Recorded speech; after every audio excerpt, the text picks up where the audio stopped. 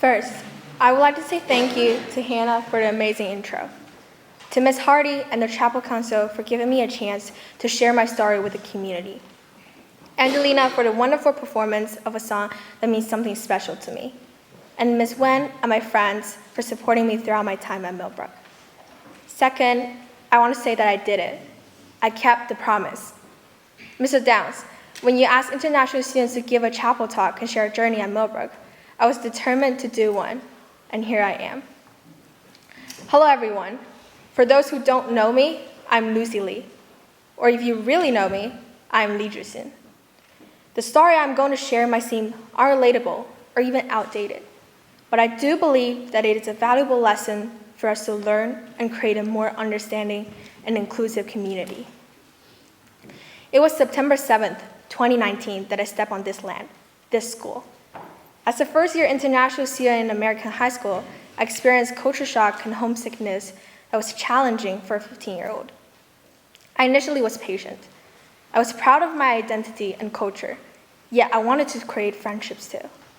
I relied on my patience to hold my tongue and decided to show others my culture.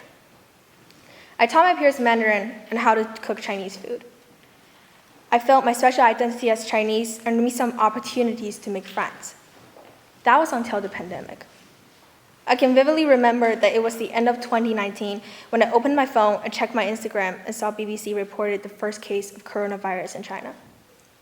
I called my parents that night. Because there is a 12 hours time difference, so I have to wait until they woke up. I remember asking if they saw the news and what their feelings were. My parents said that they were fine. No cases were found in Beijing yet. And everyone was good.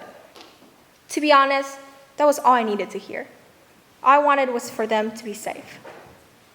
Fast forward a bit, in January 2020, COVID spread to Beijing, my hometown. I was concerned for my parents' health. I started to doubt my decision of coming to Millbrook, coming to the States overall. I could still remember my parents saying, "As long as you're fine."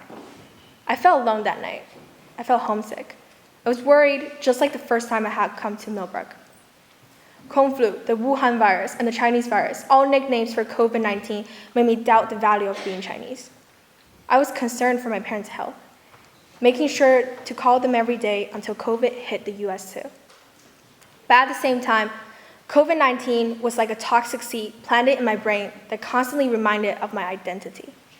I was overwhelmed by the number of anti-Asian comments I was constantly hearing and reading, causing me to start believing the negative stereotypes about China. With these thoughts in mind, I flew back to China in March 2020, during the initial outbreak of COVID cases in the United States.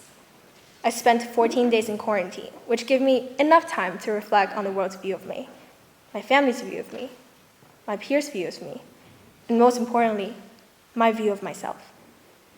This might sound stupid, but COVID is when I started to realize how identity plays a huge role in my perspective on the world, and the world's perspective on me.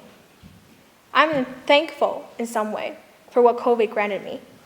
It allows me to contemplate how the world works.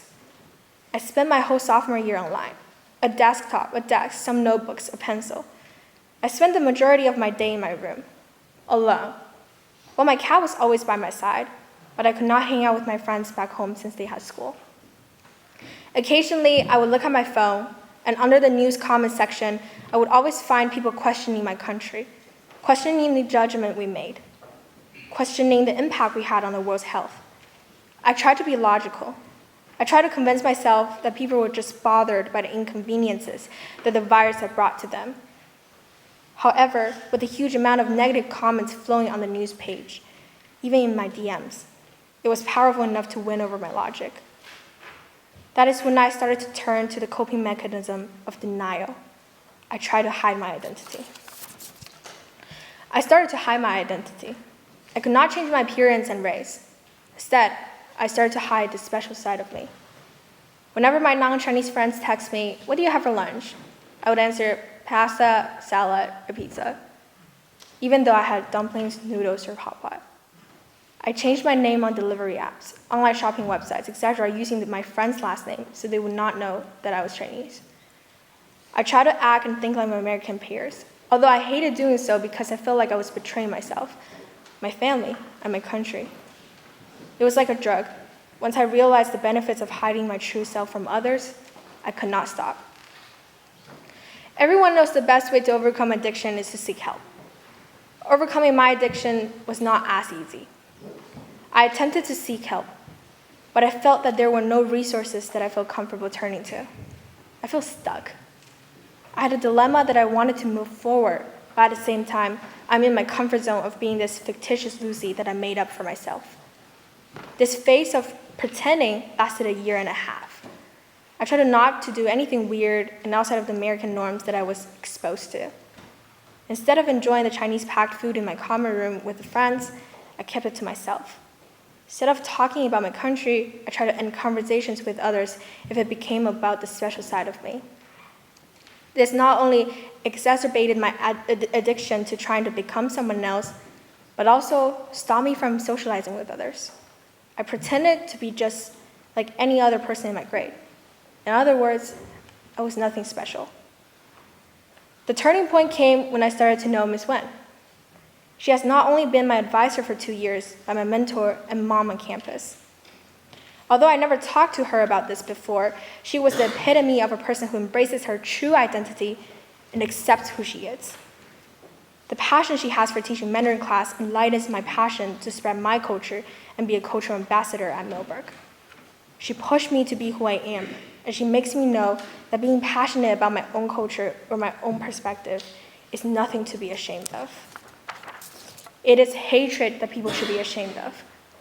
The haters should be ashamed of their actions to degrade a culture just to combat their own insecurities. They can't steal me from me anymore. I'm stealing the power of their hatred away and guiding them away from the path of ruining a person's confidence in their own culture. This realization gradually turned me back to myself again. I began to participate in the World Cultural Fest and ran the MCA Club, Multicultural Alliance Club, that Precious and I co-founded. I realized that it is important for us to be supportive of each other's cultures. To do so, we need to provide opportunities for us to share our culture with each other, and for us to learn more about each other so that we can reduce implicit bias and hatred toward each other. Instead of focusing on only giving to the community, think about what you can get from the community in all its diversity. I think this is what people neglect the most. Sure, it is important for us to think about how we can contribute to the community surrounding us. This is literally what college applications ask us to do, to explain how we can give back. But most often, people forget to enjoy the resources they're exposed to and the diverse people they're surrounded by. It is important for us to use each other as resources. I cannot emphasize enough the times that my friends had my back when I thought it is unnecessary to talk to them. Sometimes we just have to step up, and instead of thinking that it's a me problem, focus on how it could be a we solution. Bring other people into your problem and your struggle, because you never know if they have the same struggle as you. Maybe what is holding you back is the fear of being judged. I feel you. I've been there. But judgment is only temporary when you can teach others more about yourself. The more someone knows, the less judgmental they will be toward you. So, to end this chapel talk, I would like to summarize the main points as I hope this time a takeaway from you is worth it. First, never pretend to be someone else. Yes, it will feel awful when you're being judged and you might doubt yourself. But it is important to push through it. No matter if it's by talking to someone that you think highly of or just to your peers. Think about a time when they are themselves and how enlightened you felt. Remember this, to conform is to betray yourself. Second, instead of fitting in, be the educator and be the leader. Take initiative to help yourself and others. Take more opportunities to let others hear what you're going to say, instead of being the listener all the time. Remember this, to forever listen is to sacrifice your value. Third, don't just focus on giving back. Receive something. To create a diverse and inclusive environment, everyone has to be more understanding to everyone. That means teaching, but also learning. To respect the differences and think from others' perspective before judging them. Remember this, to receive is to give back. Thank you.